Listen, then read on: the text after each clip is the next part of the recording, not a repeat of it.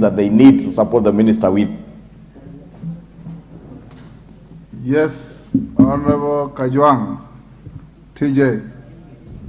Mr. Speaker, quickly, the point as I hear from the question and the response, it has not been answered.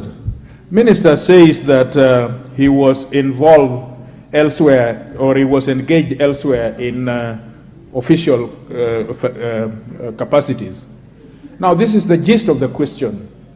As I understand it, the member seems to suggest that these were children in Olympic sports. Children, very special in this country, children. Number two, there are people abled differently. Why should these two signals wouldn't have forced this cabinet secretary to prioritize that? One, you are dealing with children. Two, you are dealing with exemplary performance. They are in Olympic. Three, there are people abled differently. You are able to go to rugby's. You are able to go to those people who are running very fast, but you cannot prioritize just children in Olympics. Number two, you are engaged in official capacities. We don't dispute that. I read in social media, which I'm trying to keep abreast with. It is too fast for me. But I read in the social media that this minister chose to go to fine destinations overseas, dining in fine restaurants, using calamari. I do not know what calamari is, and fine wine called Cavelia, with what some of the things that even as a member I'm not able to pronounce. Now, Mr. Speaker, this is the point, that you choose to prioritize your engagement, official engagement, when issues which should have demanded your presence, official presence, because all the responses he has been given is that that his personnel were with him. There was a PS, there was all this, including Her Excellency, the Second Lady. The point is, why as CS wouldn't he found it necessary to be there himself where children are concerned, where people able differently are concerned? Mr. Chair, thank you. Let's take one more. Wanjiku, you are the cause of all this. Try and ask one supplementary at a time. Yes, thank you, Honorable Speaker. I am more sad because here we are discussing of people with special needs. And Honorable Speaker, when you speak in a house like this, where I believe even Special Olympics International is watching and putting the facts contrary to the facts, is a bit disheartening. Honorable Speaker, one, the Cabinet Secretary have said he provided even money for accommodation. Far from the truth. Special Olympics are special in nature.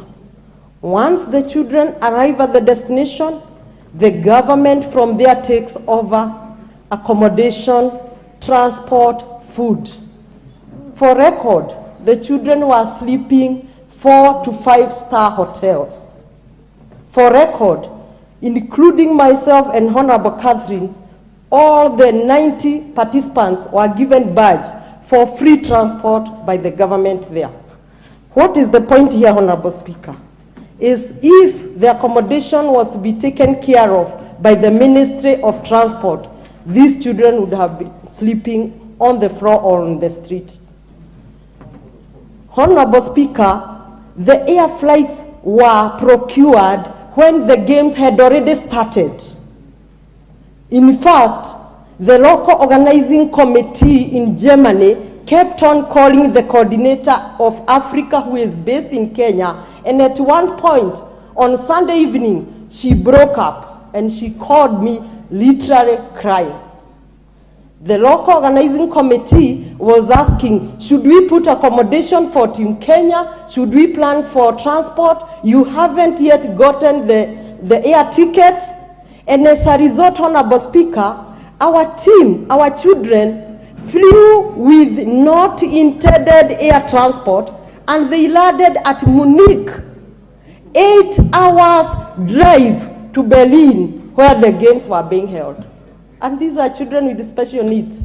Why? Because the last minute flight booking did not allow the procurement from the ministry, whom I was informed was so arrogant and was even indicating that he will book the flights when he's free. This is the scenario. Honorable Speaker, the second truth I want to put for record in this House, Her Excellency Honorable Dorcas Rigathi is the patron of Special Olympic. She doesn't work for the Ministry of Sports. By that virtue, through her own goodwill, she accompanied the children and she stayed there.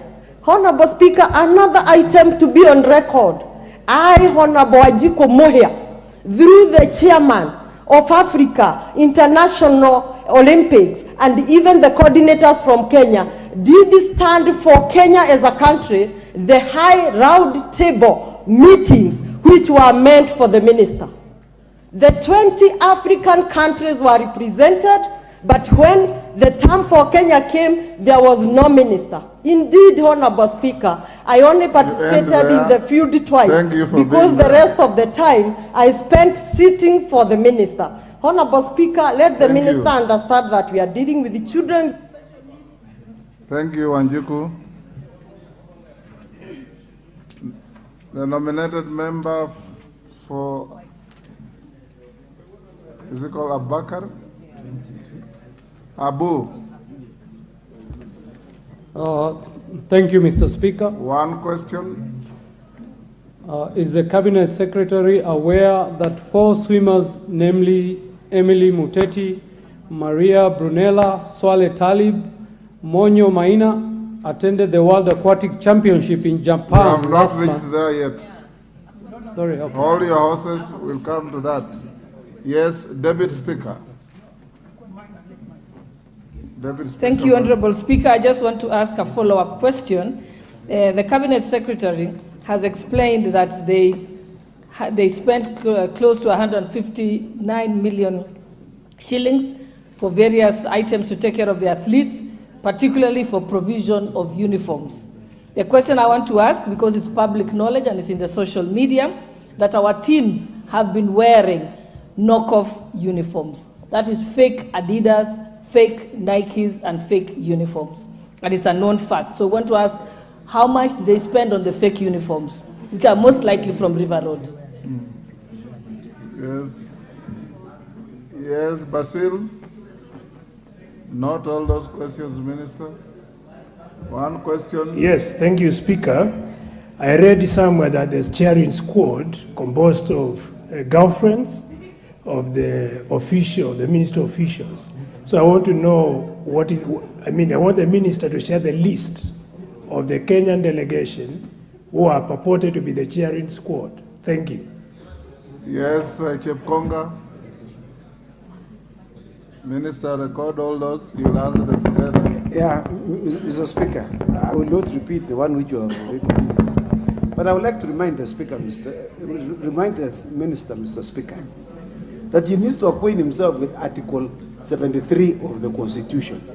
And I just want to read to him for record.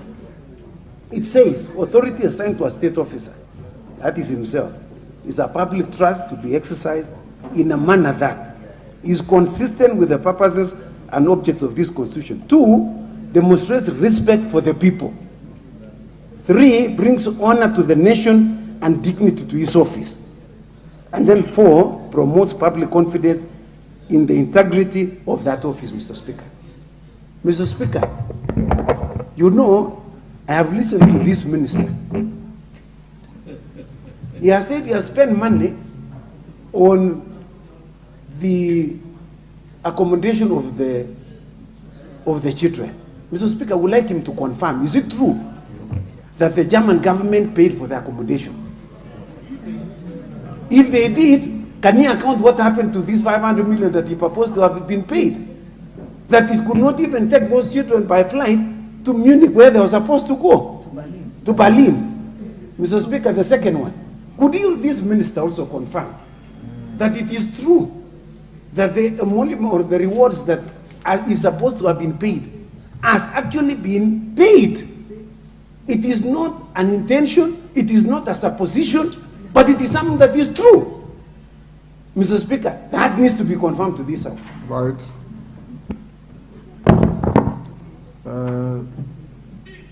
Who is the member near the walkway? Kanjori Memusi, Kajiado Central. Give Memusi.